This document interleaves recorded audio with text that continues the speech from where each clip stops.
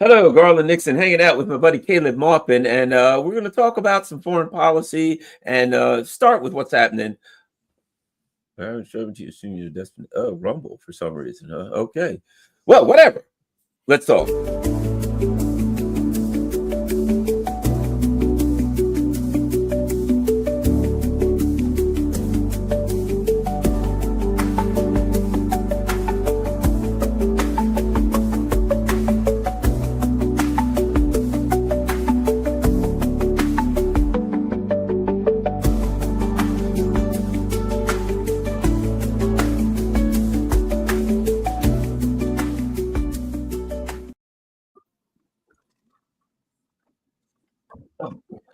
I'm having trouble running two computers at the same time. There we go. Now we're getting something done.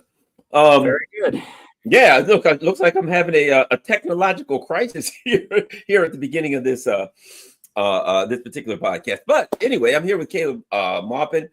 He's with the Center for Political Innovation, and I believe you're the founder, aren't you?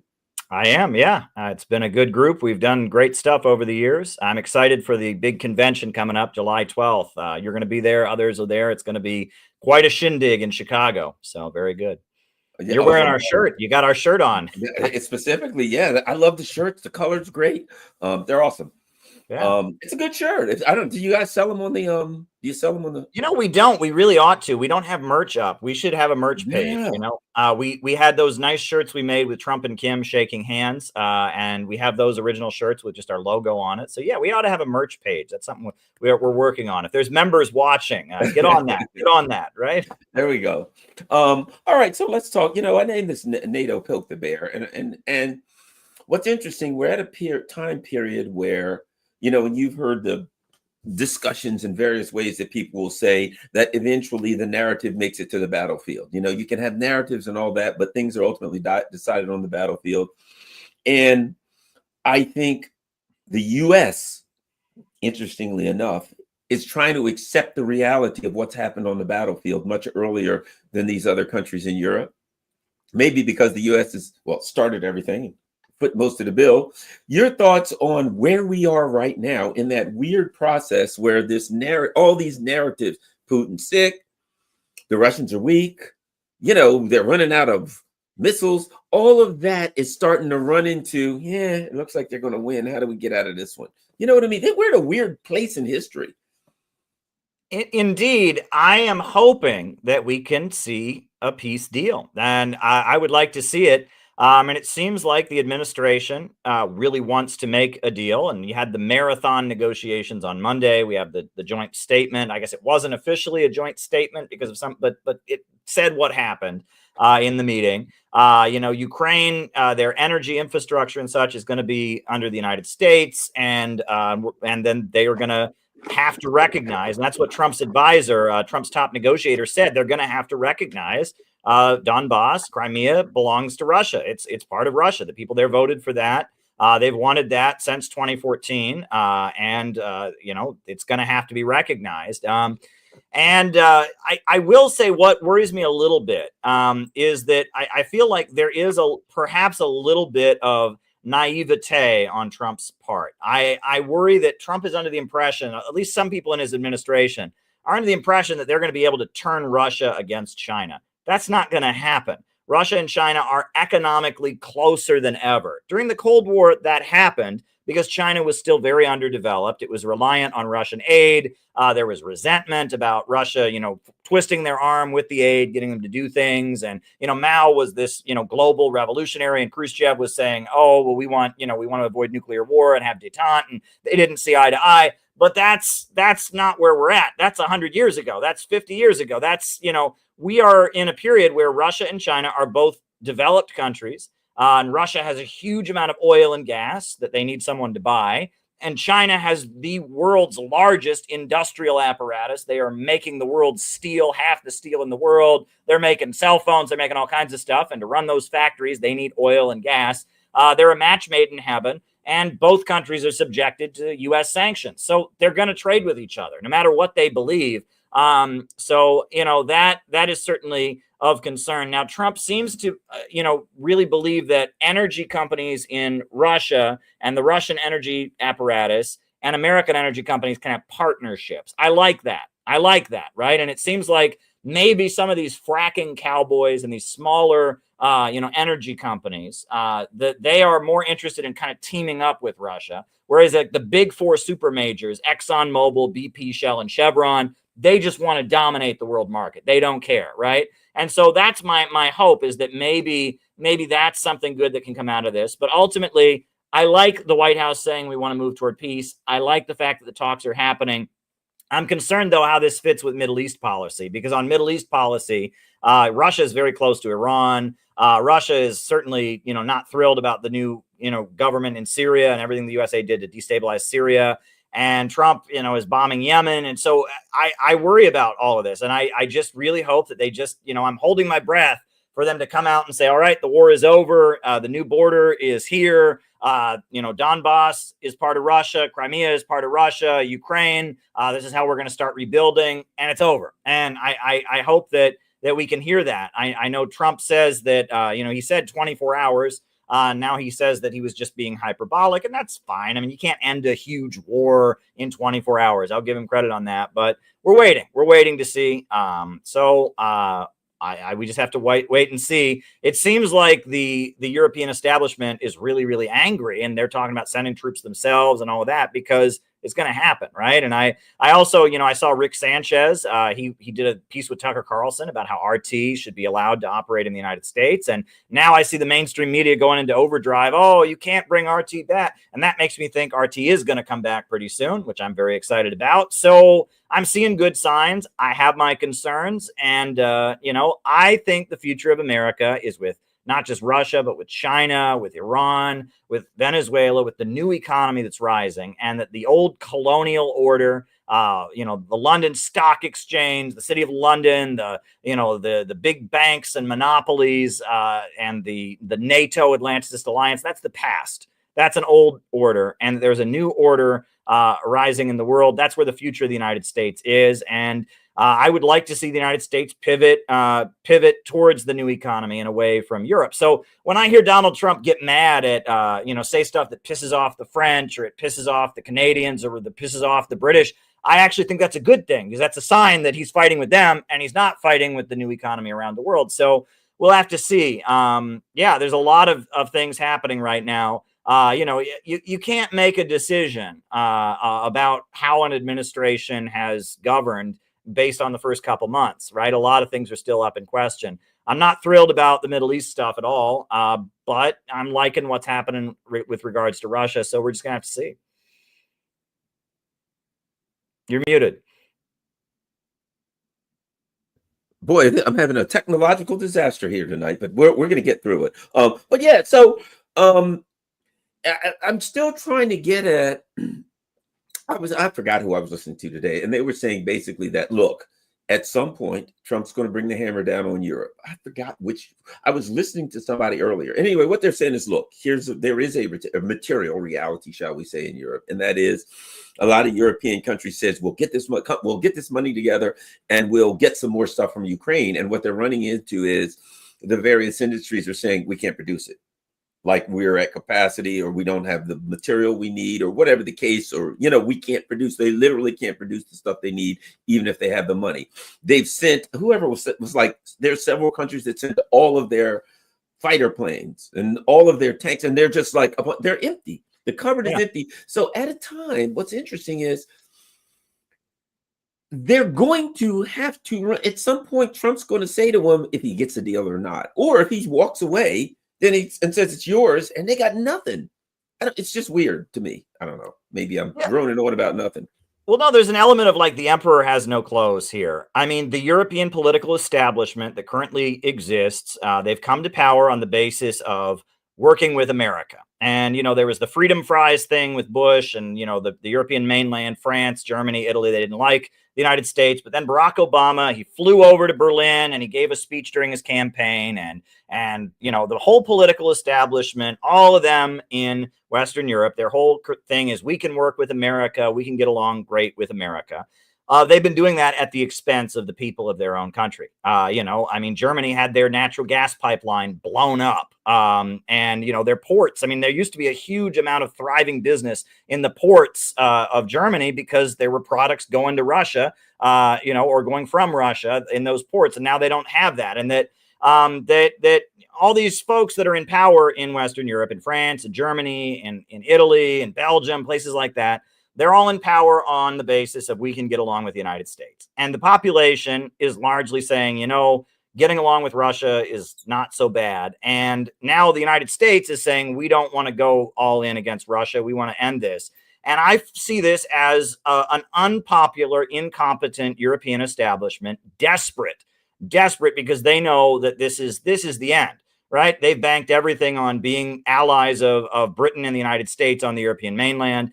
And the Germans in particular, they have been totally screwed. Their economy has suffered, and they've done things like, one of the big disagreements between the European mainland and Britain and America is oil.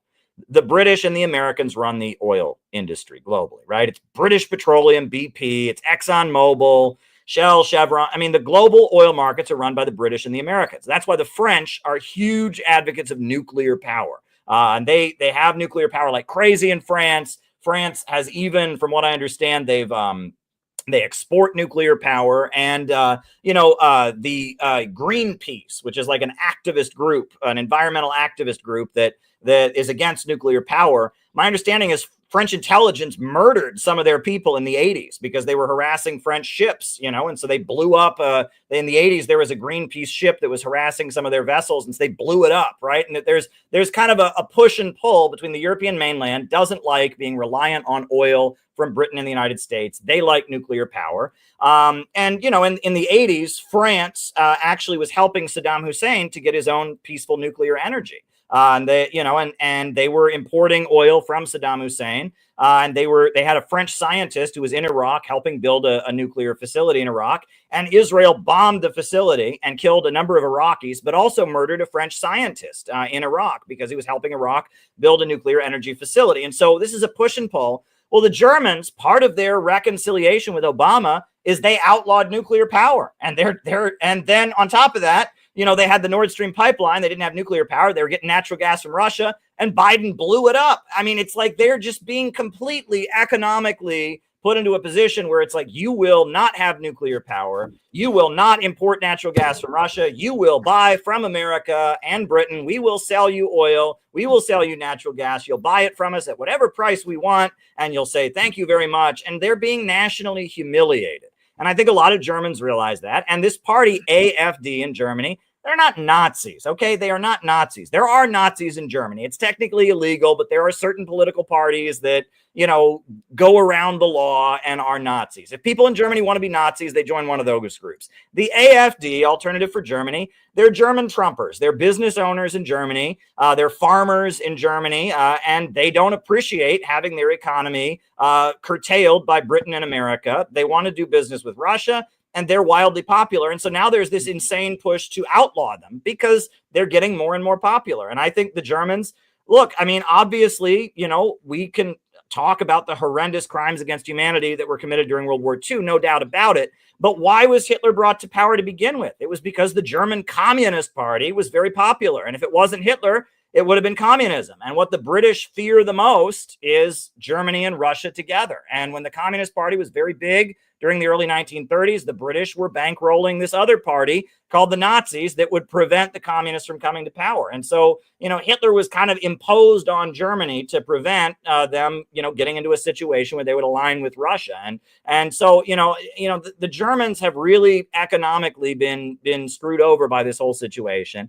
And if the war in Ukraine comes to an end, that's the end of the German political establishment. They know it. And that's what I can see going on here. And that what we call the new right, Brexit and the Brexit folks in Britain, Marine Le Pen, some of these forces in Italy and others, this is all just a reaction to this, European Union, NATO, globalist order is not really benefiting the Europeans. And it's a lot of wealthier folks. Wealthier folks have more political influence. These farmers that are being told not to grow food because it's bad for the environment, They're just like, no, we want to make money growing food. And there's just so many examples of this where in order to maintain a monopoly for the World Business Forum and all of that, so many business owners and others have gotten screwed over, and the economies, the entire national economy of these European mainland countries have gotten screwed. They've had enough of it. Have you been covering? Okay. Have you been covering the grain deal supposedly and the results of the conference today? I haven't covered that. Fill me in. What's going on? Well, they've supposedly. It sounds to me as though they're putting a finishing touches on the restart of the grain deal. Okay. And that it will involve inspections of ships, I guess, in the Black Sea or whatever, the Baltic, wherever the hell it was. I guess it's the Black Sea, but it will involve inspections because the Russians the last time abandoned it, and they said they're using it to sneak weapons. And the Russians weren't allowed to inspect the ships and all that. The Russians said, forget this, we're not doing it. But apparently there is a deal. The Ukrainians have agreed apparently to this deal, as I understand it. Also, there was a fuzzy so-called deal agreement not to attack energy infrastructure. Right. And the Ukrainians apparently violated it immediately, but I guess, I don't know, there were people that argued that they didn't formally accept that they would do it. I don't know the truth.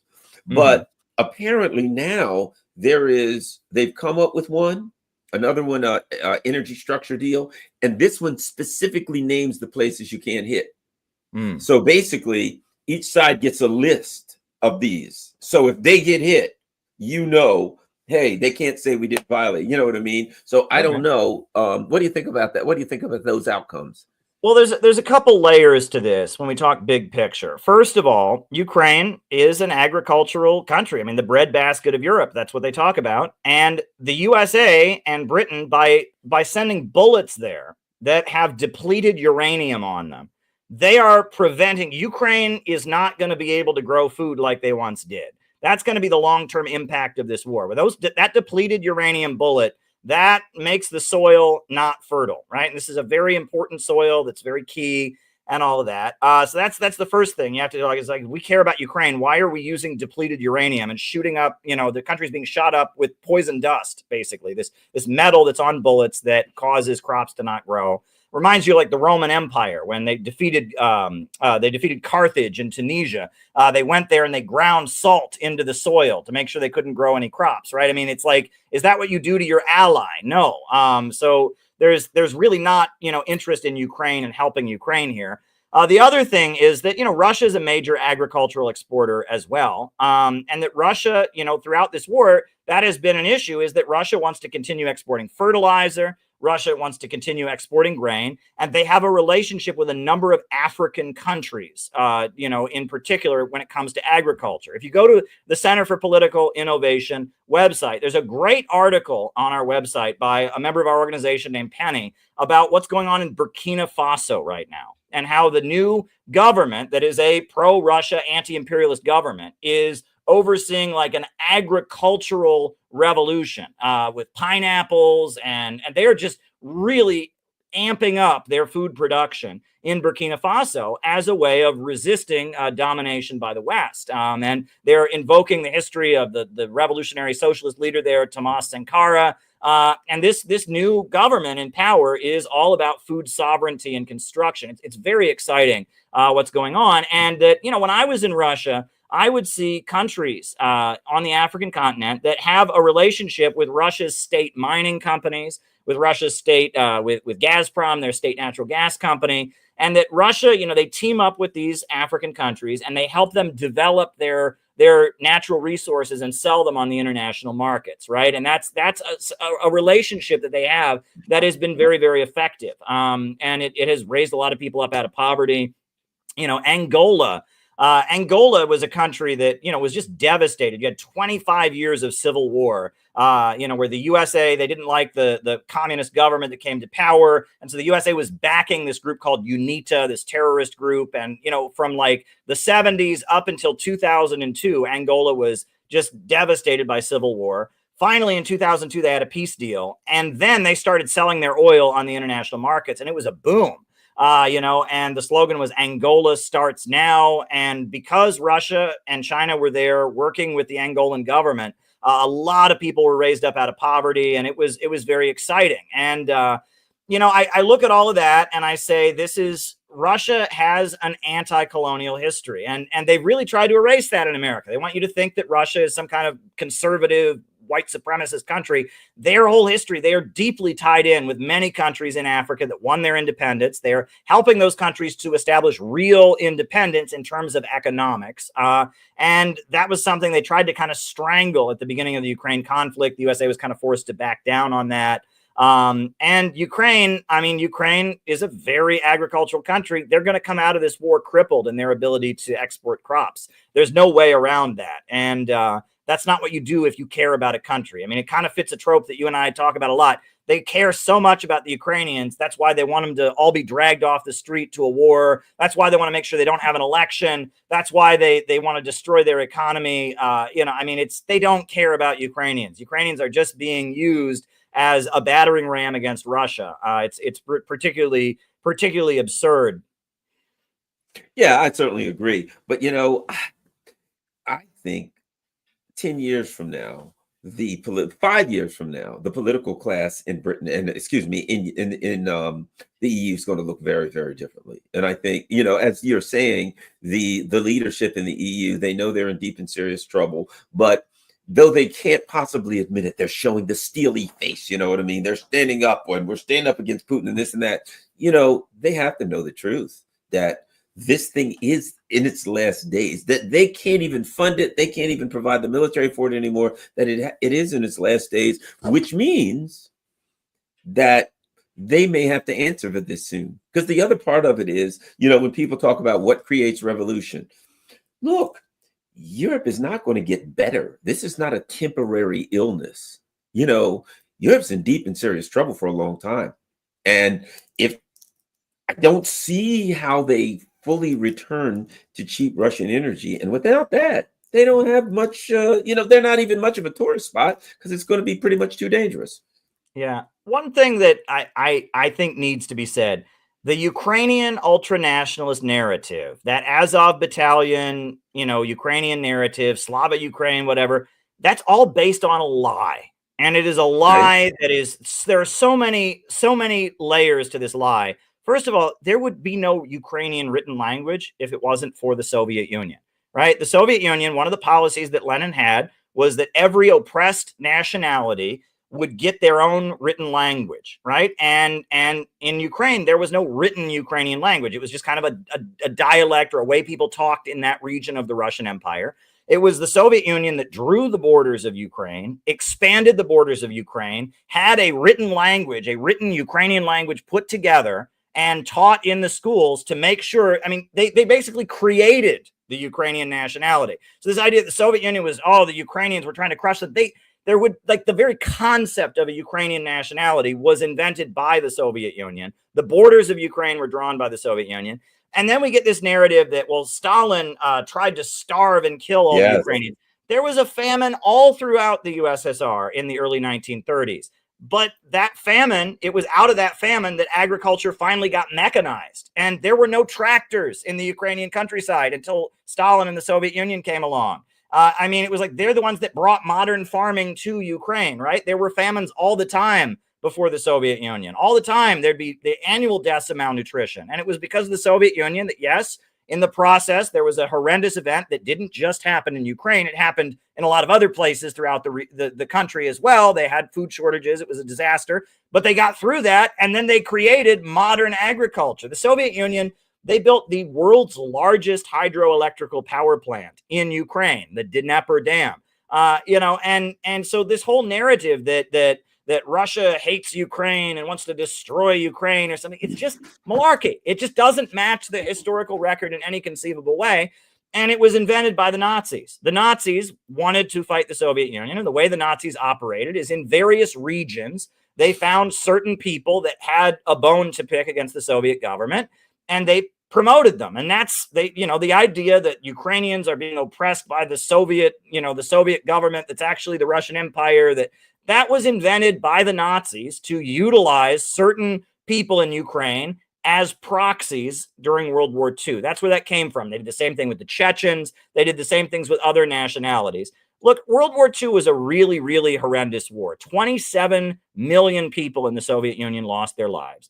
And, you know, people talk about what was done during that war. Like, if you're talking about a war where 27 million people die, the decisions that would have to be made, militarily speaking, that's something you and I can't relate to. People in the Soviet Union were moved around on the basis of their nationality. That happened. Now, is that ideal? Should we be moving people to different parts of the country on the basis of their race and nationality? Ideally, no, right? But that was done because they were in the middle of a conflict, right? And that, you know, people were being moved around. And, you know, there was a group of Chechens that were aligned with the Nazis. And so they went to the Chechen regions and they deported everybody out of there so they could defeat the insurgents, right? And in Ukraine, people were moved around and et cetera. And, you know, there were a lot of Jews that were moved around and that saved their lives because they weren't at the front lines. They would have been sent to the gas chambers if they'd been where the Nazis got control of, and they moved them around. And that, yeah, it was horrible. And I'm sure a lot of people got hurt and all of that. But the idea that there is some genocidal conspiracy against the Ukrainian people by evil Russia, that is just an invention, first of Nazi propaganda and then of Western propaganda. You know, when I lived in Cleveland, Cleveland, there's a lot of folks from Eastern Europe in Cleveland, a lot of Hungarians, a lot of folks, and that the Ukrainians were the most like political of all the ethnic groups from Eastern Europe. And that it was really common. You would talk to Ukrainians. I was in college. I lived on the west side. I went to Baldwin Wallace, which is now Baldwin Wallace University. It was Baldwin Wallace College when I went there. And I had Ukrainian classmates. And I had this conversation many times where they'd be like, how could you possibly be a communist? The communists are so awful or whatever. And somehow World War II would get brought up. And then from there, it would get to, well, the Holocaust didn't really happen. That was made up by communists. And Hitler wasn't so bad. And America should have worked with Hitler to defeat the communists. And they would just sound like straight up Nazis. And I would say to people, do you not hear this? These people are Nazis. And they'd say, well, they lived under communism, Caleb. And communism is just so bad. It's like these people didn't live under communism. These people fled Ukraine. You know, their grandparents might have lived under communism for a few years and didn't like it, had a falling out, and fled to live in Cleveland. And Ukrainian nationalism is a very hateful, a very bigoted, a very anti-Semitic, and a very pro-Nazi ideology. And this is what our leaders have fomented for political reasons. And it's based on a pack of lies. You know, I mean, a lot of people in Ukraine suffered during the 1930s, absolutely. But there's many people in Ukraine. In fact, the majority of people in Ukraine speak Russian in their household. And they're, you know, the World War II memorials, they're proud of them and all of that. And this ideology that's been created by people who fled from Ukraine, right, has been kind of brought to Ukraine for geopolitical purposes. And it's worth pointing all of this out. And this is the kind of thing you're never going to hear on American television. We only hear one side of the story.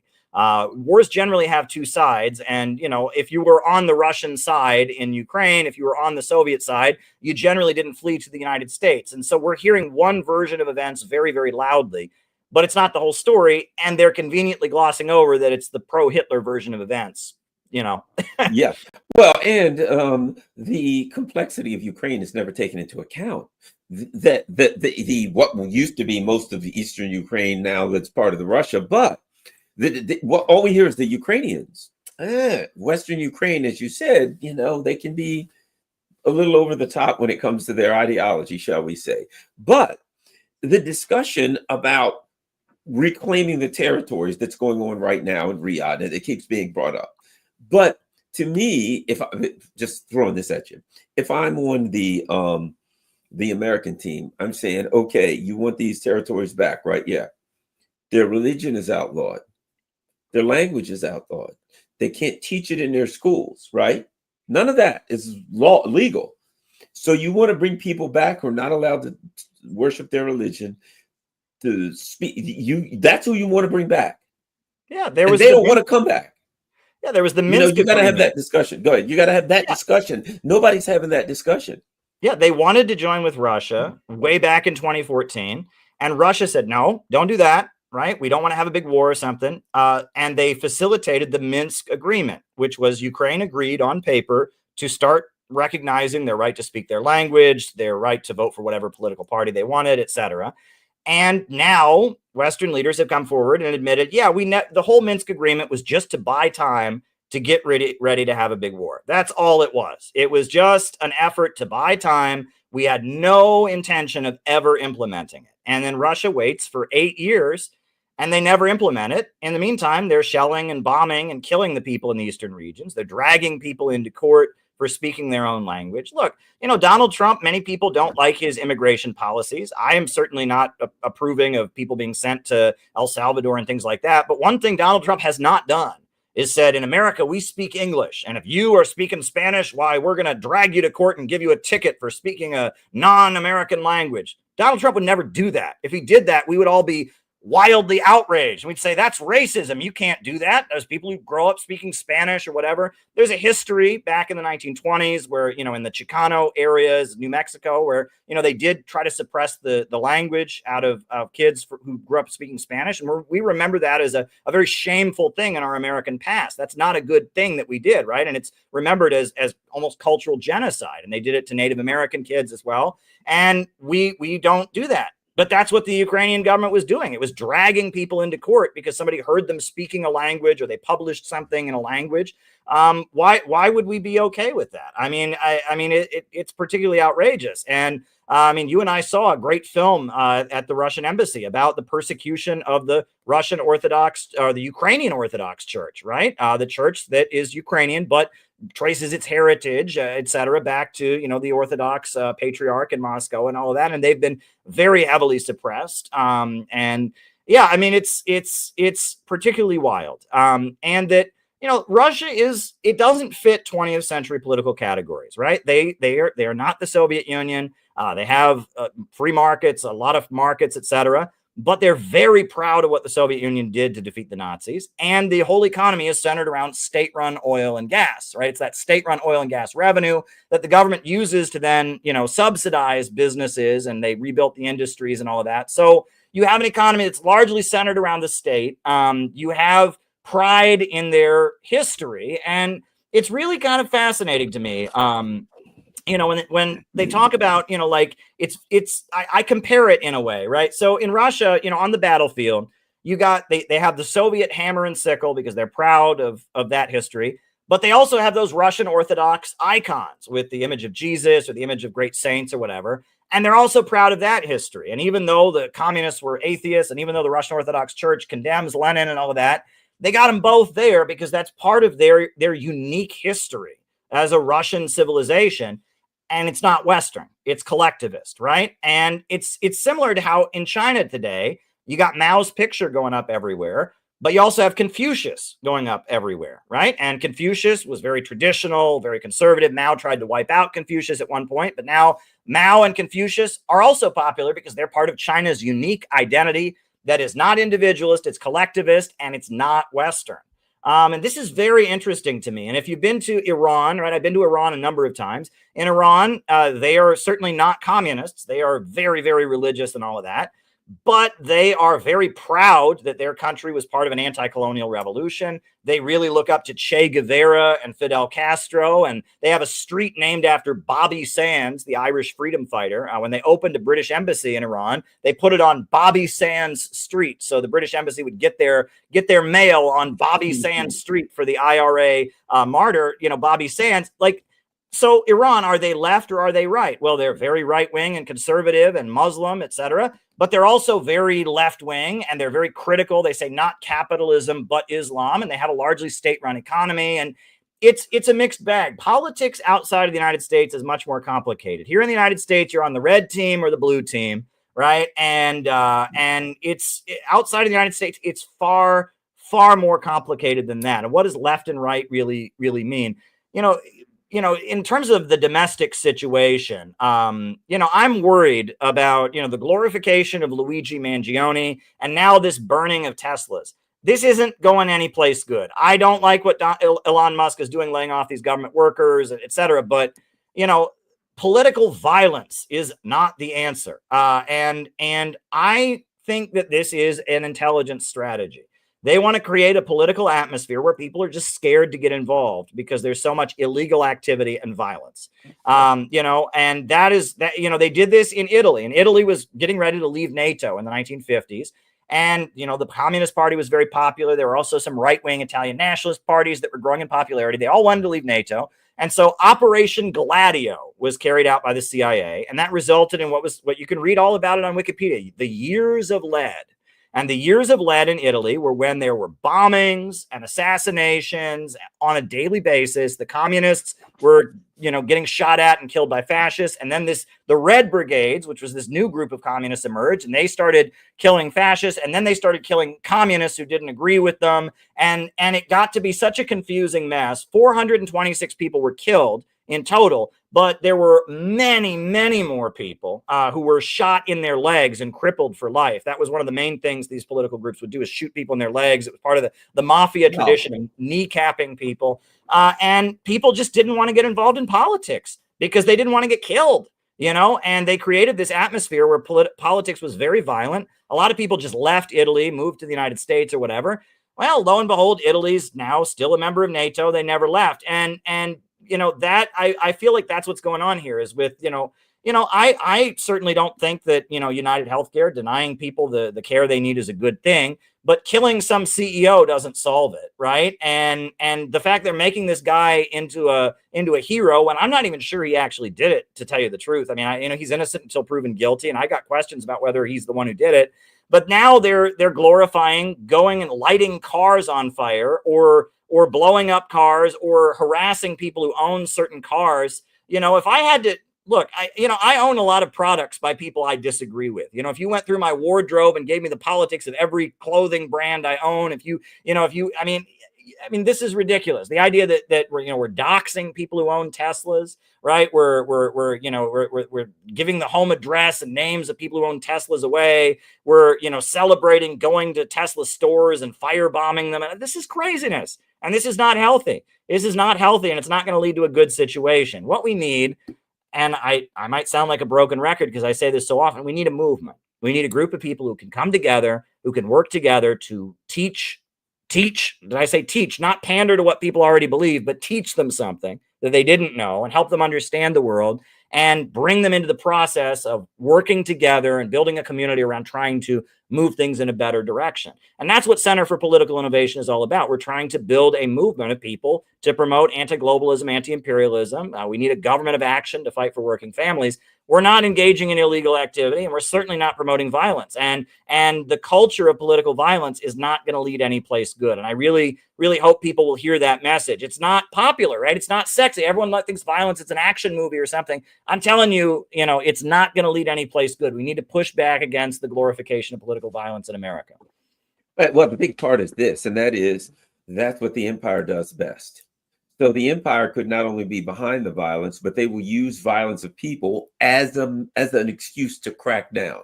So every time something like that happens, they're going to crack down, whether it's online, whether it's going to be on protesters, charging people with terror. Now they're apparently going to charge Luigi with terrorism. That may be a new thing. There's more and more and more. They're charging people with terrorism for protesting at colleges. So one of the things that this does is it creates the medium needed to crack down, to increase policies that inhibit our freedoms. You know what I mean? They can wipe out. Yeah, go ahead. In Japan, just today, the courts in Japan ordered the Unification Church to dissolve. Now, that is a really big deal. It's not that they lost their tax exempt status. No, it's not that. It's that they cannot exist as a church anymore. That if you start a new church and you have their similar beliefs, you can go to jail. Like, it is forcibly dissolved as a religion.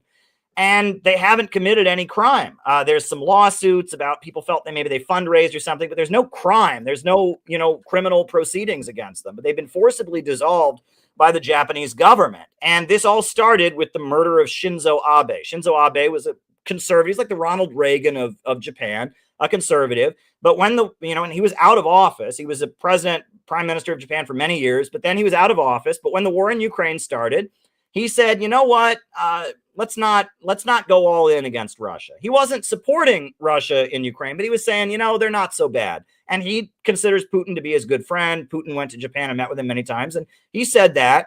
And then he was killed. And it was like a month into the Ukraine war. And this is a former prime minister, a well-loved leader of Japan.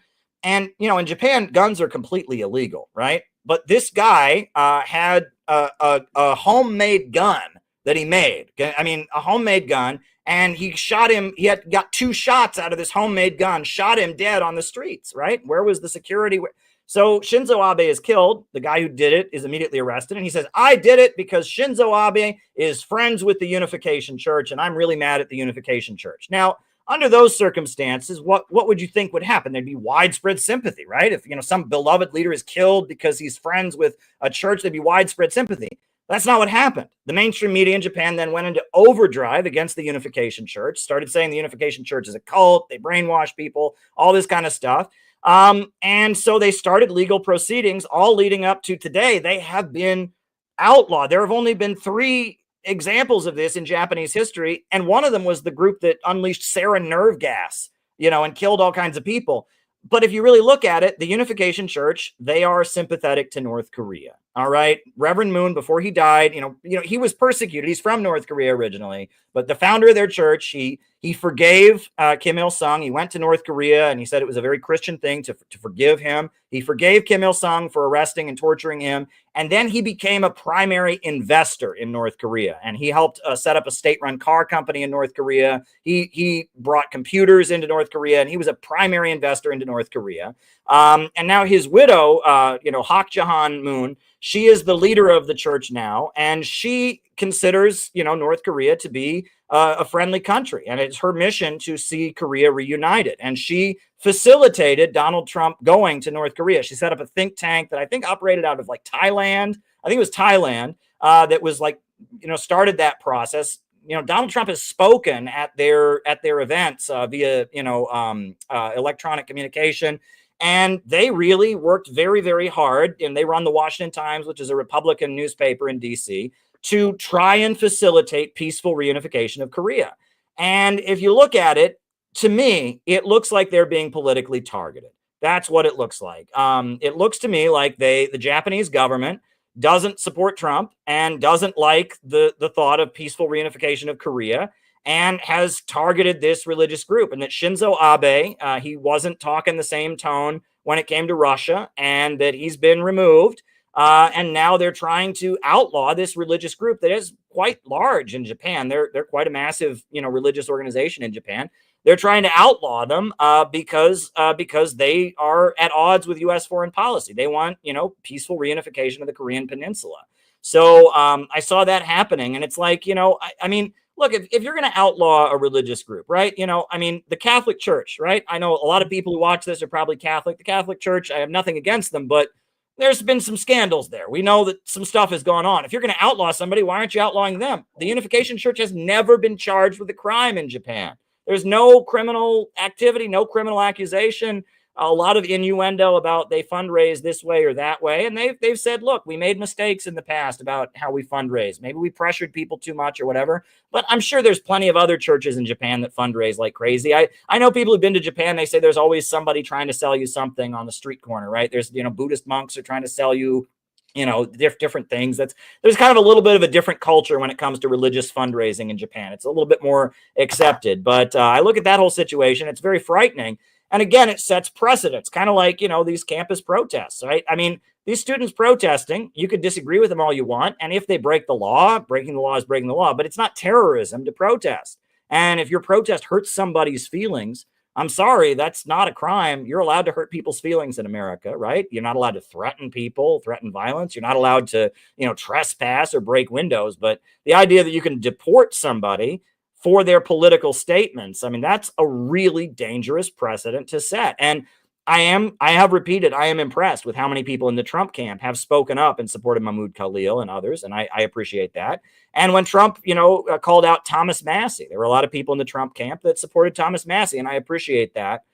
So it's more complicated. And I know that the anti-Trump, like the Trump derangement syndrome, is coming from a bad place. That's not me. I know millions of Americans voted for Donald Trump for very good reasons that I agree with, like wanting to make peace with Russia, like wanting to continue peace talks on the Korean Peninsula, like not believing in tech censorship, etc.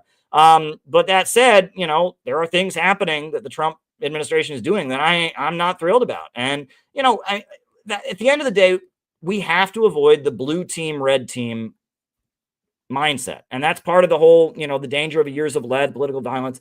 I'm not on the blue team or the red team. I'm on the freedom team. I'm on the working families team. I'm on the anti-imperialism team. And, you know, if we can get some move in a good direction in one way, if we can get move in a good direction in another way, I'm for it. But, you know, the red team versus blue team mindset, that's what leads people to support bad things. If it wasn't for the fact that there was crazy over the top Trump derangement syndrome, Trump supporters wouldn't be supporting what Donald Trump is doing right now around the deportations. But now they feel like they're so under attack by the bad team. Well, if he's pushing back against people on the bad team, they support it. When you create an atmosphere where people feel that they're under attack, that's when people start, you know, compromising their principles, right? And that, you know, when it's a fight, when it becomes a fight for your life, you go for the jugular. It shouldn't be a fight for your life. We need to hold on to principles, right? I am all about concepts. I'm all about principles. I'm all about educating and learning about how the world works. I'm not all about fandom. And my friend Peter Coffin, he has written a lot about fandom. Fandom is, are you on the blue team or the red team? Do you like this person or that person? And fandom depoliticizes people, right? And I want to politicize people, right? I feel like people are largely asleep in our society, right? I talk about living biologically. A plant is alive, but it doesn't make choices. It doesn't think about things, right? Your dog or your cat is alive, but they're really not making choices. They're just kind of going along with things. But human beings, we are alive. We are awakened, right? And we can wrangle with big questions. We can say, why are we here? We can make decisions, and we can wrangle with things. And that's what it means to be human. And I seek to awaken people from just living in the biological sense to be truly human, to engage with the world around them, to wrangle with big questions, and to take action to change the world. That's what it means to be a human being. And so I don't want to do anything that will reinforce keeping people asleep, keeping people in the red team, blue team mindset. Yeah, I'm with you, and I think that now we're navigating in a new place when it comes to domestic policy. And again, a big part of it, I think, was the Ukraine conflict. You know, the Ukraine conflict, the neocons really came to their prominence in the Democratic Party. Really, I mean, you know, Hillary really tried to shove them in, and then once Biden got there, they were at their absolute prominence, and that's when they're going to do, you know, wars all over the place. And now we're seeing the results. It makes sense of these two things: 27 to 29% approval rating for the Democrats right now, right? And AOC and Bernie's out doing some fake, oh, look at us, we're bringing the Democrats back in. Oh, we got to get back in here so we can get back at the, you know, this guy. Your thoughts on that state right there, and the AOC Bernie thing now, after everything that's happened and all the positions that they've taken? Well, you know, I have to laugh because it's like, the reason that I think, even though, yeah, they're getting big crowds, they're the only Democrats anyone wants to listen to. Let's be real, right? They're the only Democrats anyone wants to listen to. They believe what most Democrats believe, which is we should have health care, we should have education. But the only reason they're getting so much play right now is because it's not an election year. And like, we know that the elections are over. There's no danger of them saying that. And that when the elections roll around, they can forget about everything that they said, right? And they can just, you know, roll it out. I know there's this woman who's running for Congress in Chicago. I forget her name, but she's a TikTok influencer. She's 26 years old, and they're rolling her out, and they're trying to make it look like a grassroots campaign. You know, this is just a, you know, but it's so obviously from above. It's being advertised in all the mainstream outlets, and she's making all these videos. She's 26 years old, very good looking and all of that. But it's, again, people want, you know, generally, I've always said that, you know, if you go through the history of the United States, our two major parties, the Democrats' advantage has always been that more people agree with them. In always throughout U.S. history, they've always been the party that more people agree with. The Republicans' weakness has always been that they're kind of, you know, fanatical, they're kind of extreme, and that most people don't agree with them. The problem is that the Democrats, while more people agree with them, they don't trust them. And they are the party of corrupt urban political machines. And that's what they've always been, going back to when Tammany Hall started, and after the American Revolution in New York City, and every urban city center in the United States, Rizzo in Philadelphia. And who was the guy in St. Louis? That organization, you know, I'm talking about. There was a guy. I don't. If I told you his name, I can't think of it. But at any Yeah, rate, and you somebody had will probably say it in the chats. yeah, and you had you had Mayor Daley in Chicago, and the Democrats are the party of the corrupt urban machines. Republicans are the party of the rural folks, right? Of the rural people. It started with the Free Soilers that were supporters of Abraham Lincoln, that were opposed to slavery. And the Republicans have always been kind of a fanatical party. They were a left-wing party back in the age of Lincoln. They became the conservative party years later, but they're the rural party, and the Democrats are the urban party. The Democrats were the party of the Jim Crow South. Then there was the flip, and then, but regardless, Democrats are the party of corrupt urban political machines. Republicans are the party of rural fanatics. And people just don't believe the Democrats, and the Democrats have just done everything they can to reinforce that stereotype. The way that they rigged things against Bernie over and over and over again.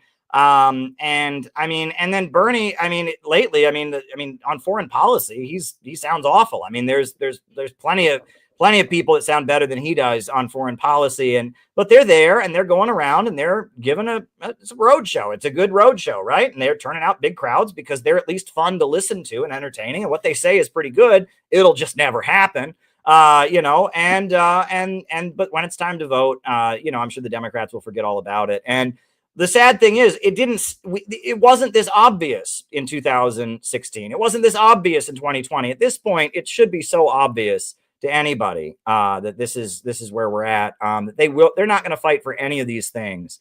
And I find it also kind of amusing that in the social media world, like Young Turks and some of these other voices are doing this whole, we shouldn't be so hostile to Trump supporters, and maybe populism isn't so bad and all of that. And it's like, you say that now, wait until the election comes. But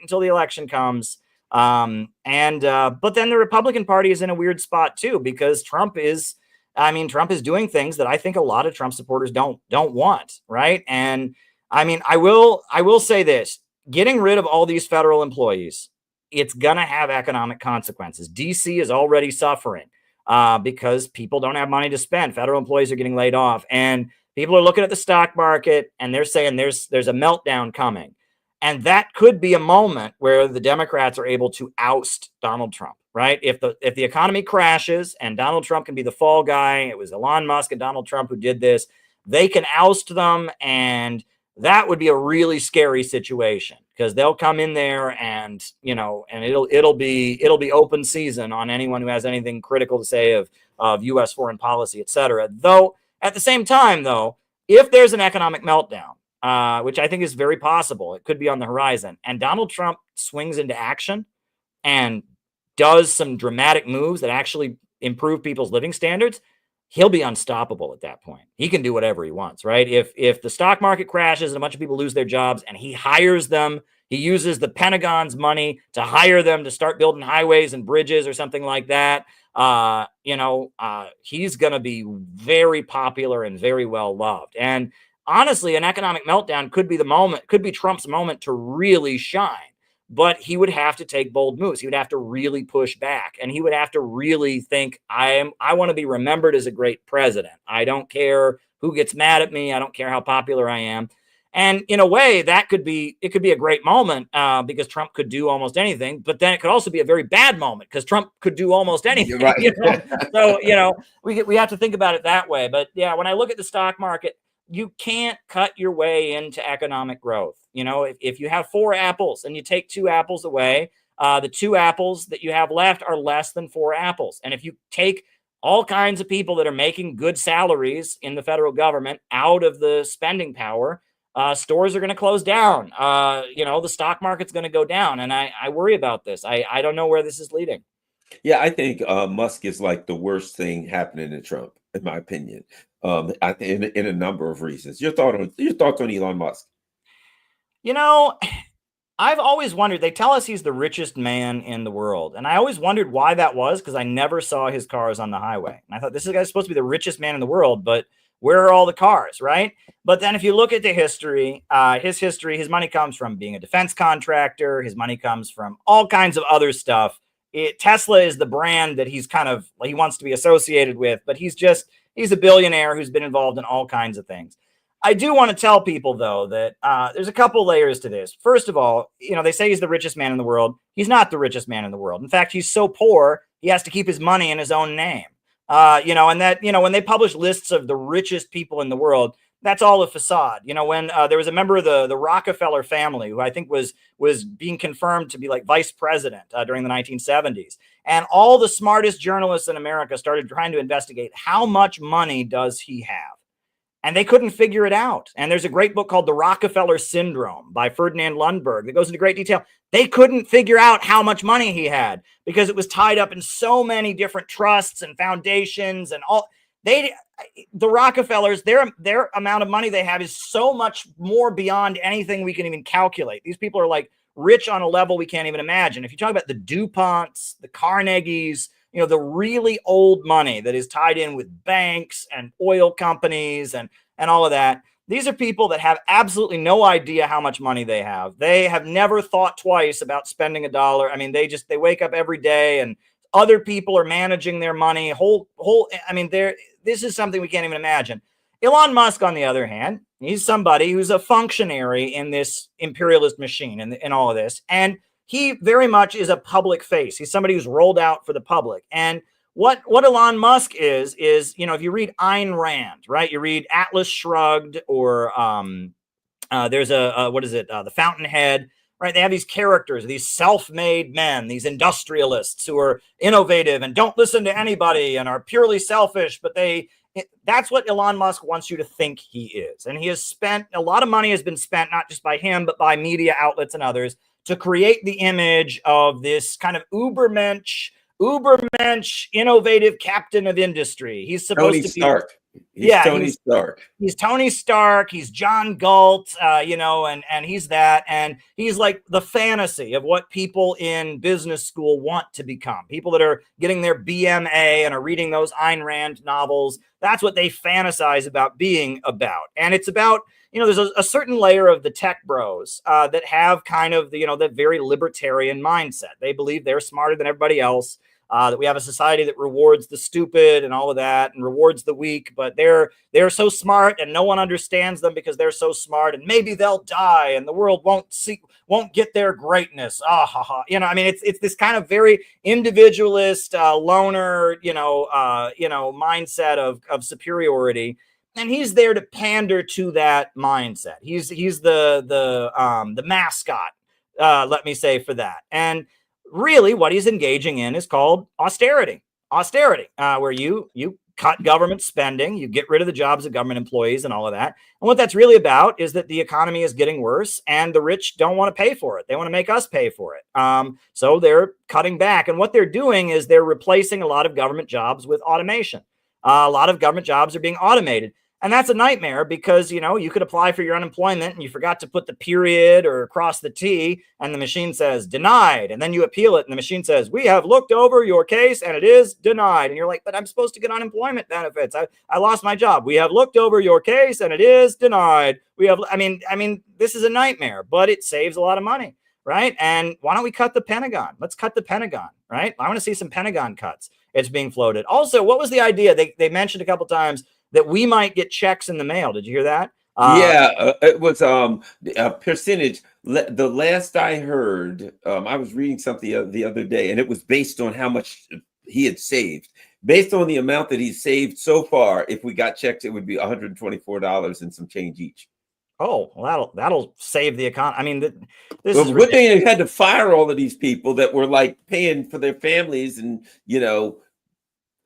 and healthcare coverage and a pension. Great, good thing you fired these people. You got enough to give everybody $124. Yeah, and we're never going to see that $124. And the economic consequences are going to be much more massive. It's not a good situation. I'm not a big fan of the Doge. I'll tell you that much. I'm not a big fan of it. I'm certainly happy to see the FBI not harassing people the way they once did. Pam Bondi says FARA is not going to be enforced the way it was. That Biden, that's good. The Department of Homeland Security, basically the looking into peace activists and others who are, as potential terrorists, that's being, scaled back. I like that. I'm not a big fan of USAID. There you go. But other than that, I don't know. I will say this, though.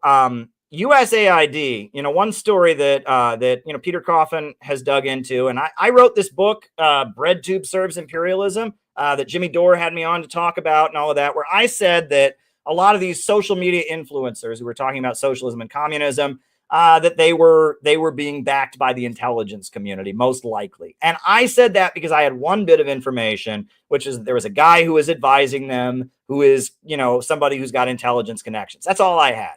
And then after I wrote that, Gray Zone found smoking gun. They found that British intelligence was paying Abigail Thorne. And then ContraPoints, who's one of these people, she did a special with Hillary Rodham Clinton and Chelsea Clinton. And it was all about how great she was at deprogramming, conspiracy theories and all of this. And then apparently they were all being paid by a corporation called Nebula. And a guy on the board of it was a USAID employee. Okay, so it was like I was so more right than you could possibly imagine. This book, I was like, I just had the tip of the iceberg. I just knew about one guy advising them. And I said, this looks like intelligence to me. It was absolutely intelligence. And the idea that maybe the government won't be funding people on the internet to, try to nudge Bernie Sanders supporters to support war with Russia or something. Again, not opposed to that. And there is a huge amount of U.S. government meddling in politics. And with the FBI suppressing the Hunter Biden laptop story and all of that, all of this stuff is going on. And there's all kinds of nefarious activities going on. And, that's worth pointing out. And the idea that people being mad about police brutality, people being mad about social media censorship, people not wanting us to spend billions of dollars in Ukraine, that's all a big conspiracy from Russia. Give me a break, right? And the American government and the mainstream media, and I will add the British government and the NATO establishment, they are all over American politics, nudging people in a certain way, reinforcing things. Did you hear the latest one was the soda thing? Did you hear about that? No, vaguely. Tell me about it. Right. So I guess Donald Trump made a rule that you can't use your SNAP, your food assistance card, to buy soda. Right. Now I drink soda, but is it good for me? No. And I guess, if you got kids and you're a low income family, maybe you should be eating something healthier. I mean, okay. I don't really feel strongly either way about the policy. But there are a number of social media influencers that spoke up and this is so wrong and all that. Well, it's been revealed they were all getting paid by the soda companies, right? And we've got receipts now that various influencers who were just so mad about this new regulation and all of that, well, the soda companies wrote them a nice check to do that. This kind of thing is happening everywhere. It's happening everywhere in every political space and all of that. And the crazy thing now is it's much less traceable with Patreon and all of that. You don't know who could be subsidizing and boosting your message for whatever reason. We can be aware of that, but to make it sound like it's all coming from Russia, it's all just coming from Russia, everyone else is just pure and all of that. Well, I know a bunch of people that were talking about soda that clearly had a conflict of interest. So I think there's all kinds of different, nefarious activities going on, and the liberal mantra of Russia, Russia, Russia, everything we don't like is Russia. Give me a break. Not the case. Well, what's interesting, the last thing, and I'll get your comment on it and we'll go, and that is, Don Lemon has a podcast now, whatever you want to call it, on a YouTube show. The fact that regular old, people that have been on here for several years, like you and I, and a lot of other people that have been doing this thing for a while, and we get on and set up how we think we're, not real like celebrity figures or anything, but that now all of these people are leaving traditional media, some by choice, some getting fired, and all of them are like, I know. There were these two guys that were the most boring human beings on earth. They had a show on NBC. It was something in Heilman and I can't remember the name, but they're just like the two most boring liberals you'll ever see, right? Okay. It was a horrible show. It lasted no time flat. And then one of them has a YouTube show that's every bit as boring, right? And I'm like, the other thing I think now is, one way or another, that probably the alternative media sphere is being flooded by posers, people trying to come in and pretend like they're out of the media, or as you said, money's being pumped all over the place, all that USAID money and stuff. They didn't stop it because they don't want to do the regime change thing anymore, because it's just not working.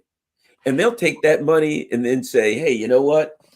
We can take 20% of that and pump it into social media influencers and fake social media guys and fake YouTubers or whoever saying what we want, and get more from that than we could from USAID, because people kind of are hip to the whole fake protest thing. Well, there's a couple layers to this. One aspect of this, which I think is particularly interesting, there was a big purge of the media that happened, right after Trump got elected. It was Me Too, right? And a lot of people got caught up in it. And, obviously a lot of people did bad things, but it was very selective. It was like, some people would do almost nothing, but it would blow up like you wouldn't believe. Other people, it would be a very serious allegation, and they just, they mentioned it passingly and they moved on. And, Putin himself, I mean, the Russian president, who has an intelligence background, I'm sure he knows what he's talking about. He came out and he said, this is intelligence. Me Too is an intelligence thing. And I believe him. He would know, yeah, right?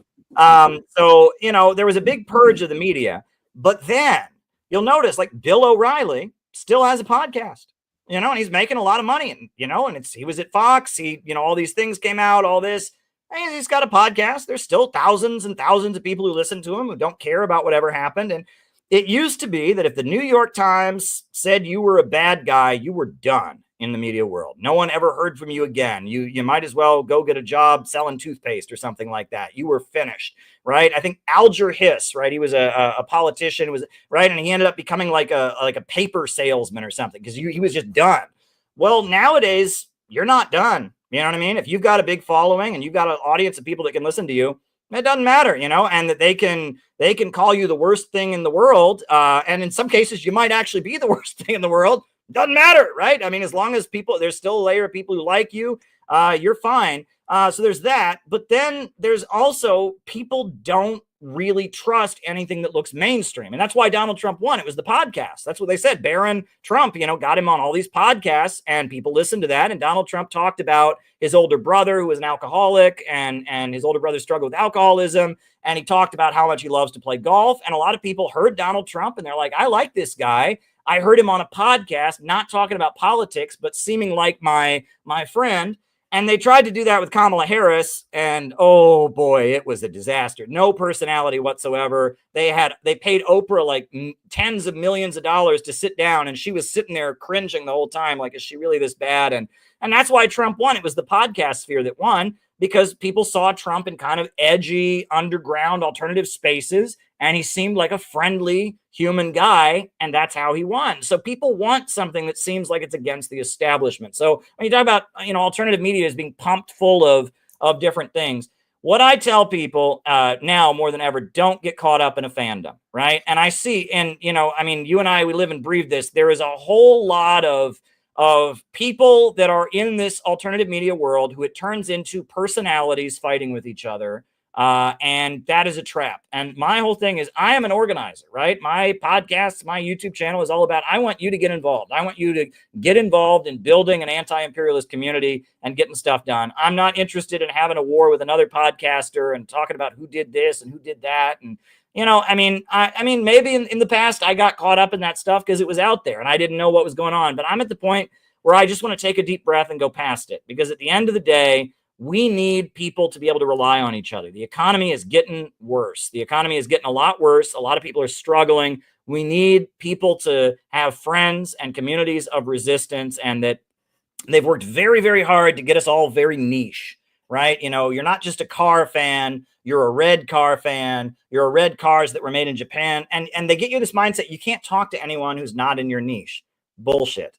And in fact, I have made some of the best relationships by going outside of my usual political circles and out of my niche. And I find that people that are in my niche, maybe for a while we can get along, but then we disagree about, some little minute thing, and then we can't be friends anymore. And I would encourage people to try and establish relationships in the real world, based on mutual respect, based on having fun being around the other person, not based on your niche. And that the niche marketing fandoms is a trap. It's very much a trap. And it's leaving a lot of people are very, very lonely, because this is the way the algorithm is set up. It's all about defining your individuality, but it gets narrower and narrower and narrower. I am like this. I am like that. I wear this kind of clothes. I like this kind of movies.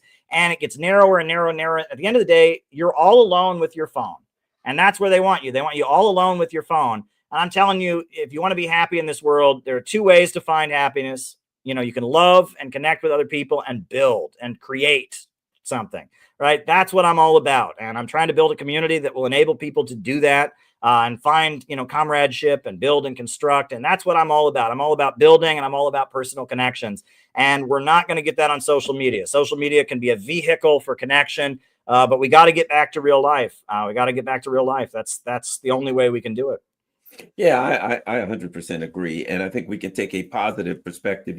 When you see things that are coming apart and you're like, oh, this institute, let's say you say the media as an institution is falling apart or something. Well, people get upset about that. And I say, when the media is this corrupt, you should be clapping and cheering when it falls apart and looking to build something that's better. You know what I mean? Why would you want to save something like the US media that's kind of in collapse? Why would you want to save Hollywood? We watch Hollywood and they're making these movies with Gal Gadot, and then they make a movie with a Sabra, the Mossad. I don't know if you know about that. Captain America had Sabra, the Mossad Marvel superhero. They took the name, the Mossad part away, but it was still basically a Mossad superhero called Sabra, of all names, boy. Right? So you see, and people were, protesting the movie for obvious reasons, right? And you see that, and people are like, isn't it terrible? Hollywood is collapsing. I'm like, Hollywood's been nothing but a, CIA / ruling elite, a propaganda machine. Why would I be upset that it's going to pieces? Maybe we can get some decent stuff that doesn't. I mean, what is it? I was just, what's the movie? The Avengers, right? And I looked at it and I'm like, well, let me see. Look at the heroes. Captain America, he's special forces. Tony Stark, he's a defense contractor. The guy with the bow and arrow, I forgot his name. He's a CIA spy. And I'm like, wait a minute. Everybody there is like Bruce Banner. He's like a bio research, probably works in probably works at Fort Detrick or something, all jokes aside. But you know what I mean? If you look at the people that Hollywood makes our heroes, they're always like CIA agents, members of the armed services, or some brilliant defense contractor. Those are the kinds of people. So why would I be upset to watch institutions collapse that are dragging our society down? Good.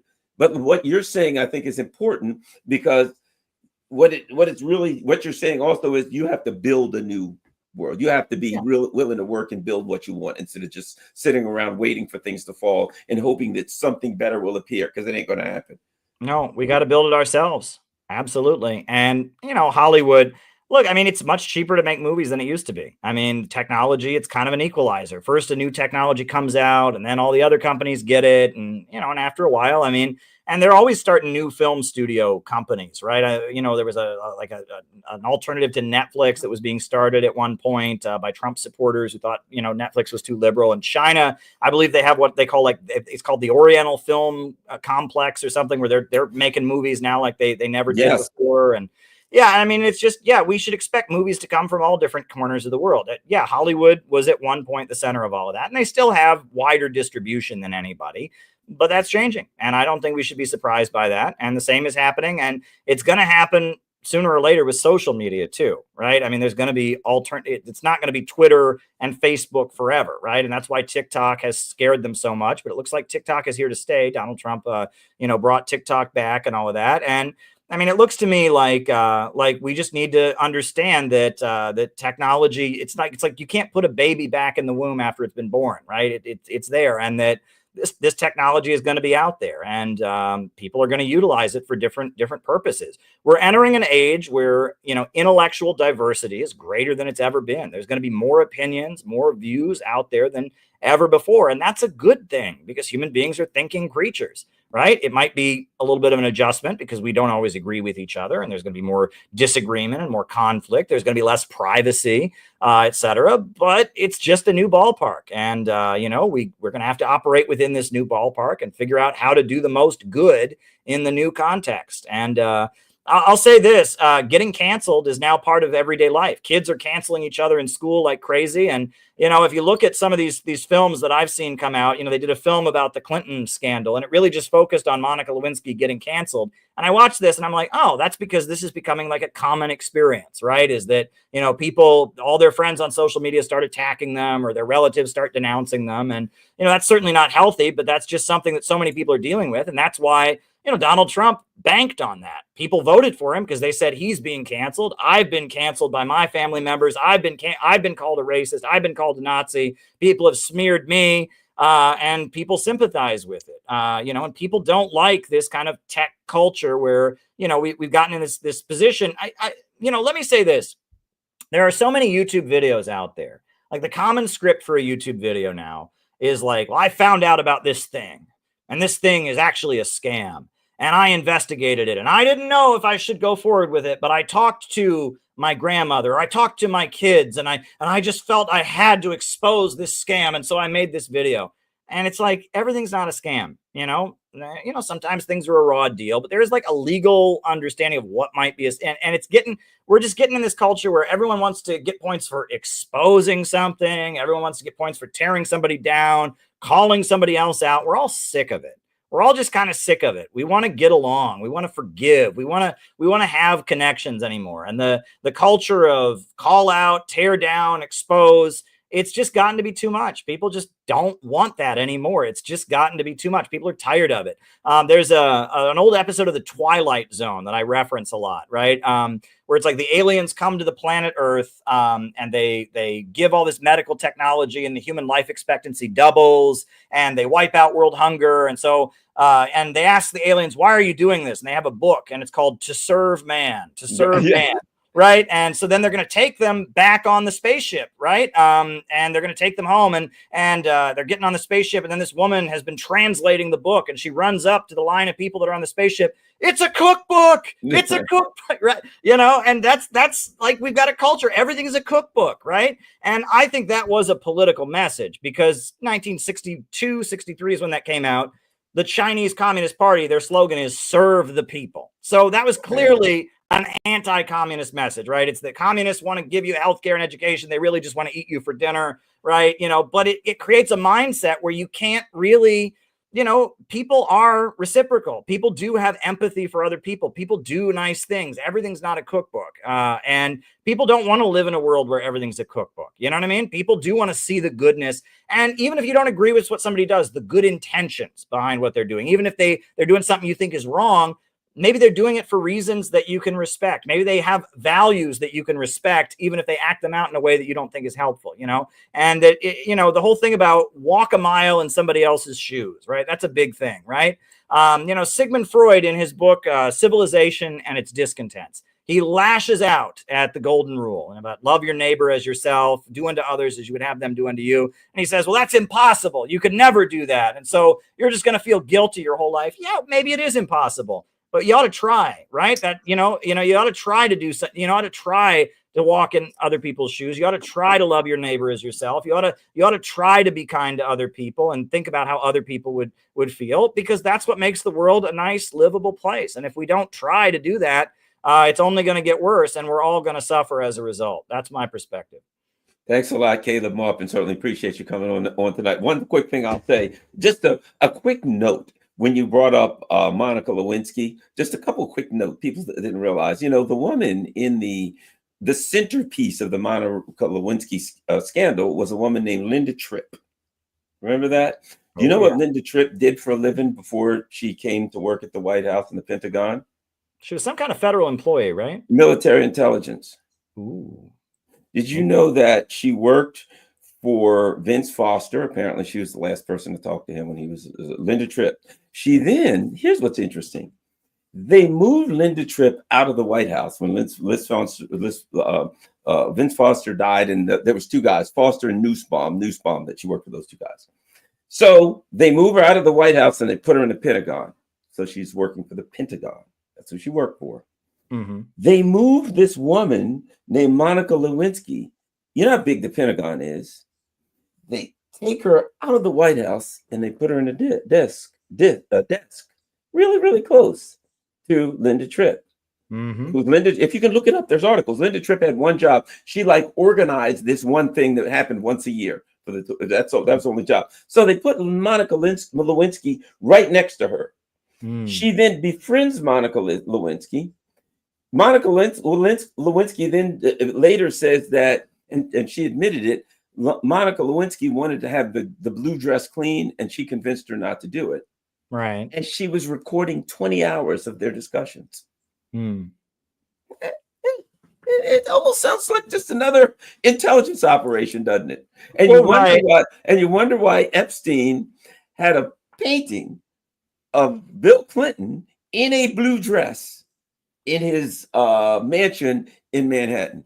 Well, and I've heard in the Middle East, there's a lot of talk about the fact that that Monica Lewinsky went to Israel every summer when she was a kid, went to Israeli summer camps. You know, there's a lot of people that expect she'd been recruited to something. They got her that job so she could like lobby for Israel in the White House or something. But that's I mean, I don't know exactly what was going on, but I do know that the president of the United States, and learning what makes him tick and motivating him or her to do whatever, that is something that many, many people have a lot on the line with, right? And that, you know, that's what my book on Kamala Harris, that's what I got into, is personality theory and you know, and all of that, and why certain people thought they could control Kamala Harris and were desperate to get her where she was, despite the fact she was just not an effective politician. And so what you're saying makes perfect sense to me. Other people might hear it and go, oh, no, I knowing what I know and the research I've done, everything you're saying makes perfect sense to me. I haven't looked into the case enough to know what you're talking about there, but it all makes sense to me. It sounds that lines up with what I know. So there you go. Yeah. Well, I wonder why Epstein's running in and out. If,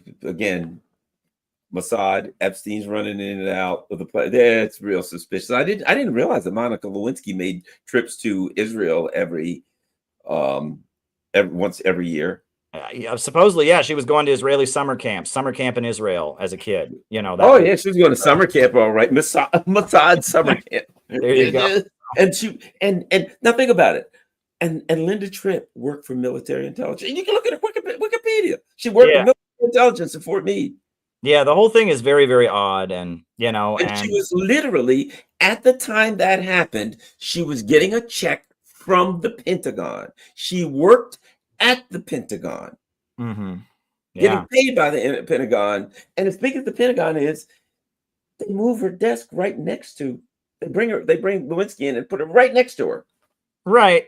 The other thing that was interesting is, you know, Bill Clinton, it was cocaine, right? I mean, that was Arkansas was where the from Latin America was going, right? It was the Contras, you know, they were flying out of the air base in Arkansas, and they even tried to arrest the guy at one point, and then Bill Clinton stepped in and said, nope, you can't touch this, because he was working with the CIA for Nicaragua, right? And so, yeah, I mean, the intelligence world is very murky, and there's all kinds of stuff going on, and, you know, they're fighting with each other, right? Just as much as they're fighting with the Russians, fighting with the Chinese and the Cubans, and they're fighting with each other. And then they're recruiting the foreign agencies to help them fight the other parts of their own. It starts getting really confusing, right? And you have to wonder, is there really somebody at the top who knows exactly what's going on? Or is this just like, you know, kind of like, you know, like free for all, like a free for all. Frankenstein's monster that's going around and nobody really knows what's going on. So who knows at the end of the day? CPI USA. That's right. It's not CPI dash. It's just CPI USA, right? .org. CPIUSA.org. Check us out. We're having a great convention this summer. It's going to be good. I'm going to be in LA in a couple of weeks. We're having a workshop in LA. That's going to be good. So yeah, check us out. Always a pleasure to talk to you, Garland. I'm excited I try to remain optimistic. Let me put it that way. You know, we got to push for peace, development, raising people out of poverty. We got to look for the best in people. And I think the sky's the limit if we human beings can get our stuff together. Let me put it that way. If we can get our shit together as human beings, the sky is the limit. So there we go. The only question about life is it a tragedy or comedy? So I'm going with the comedy, right? Caleb up, and thanks a lot. Hey, everybody, make sure you follow Caleb. Caleb does have a YouTube channel, so make sure you follow him on his channel. And of course, follow me in wherever, you know, Telegram, Rockfin, Rumble, of course, all those kinds of places. Follow me all over and share this on all your social media platforms. We're out.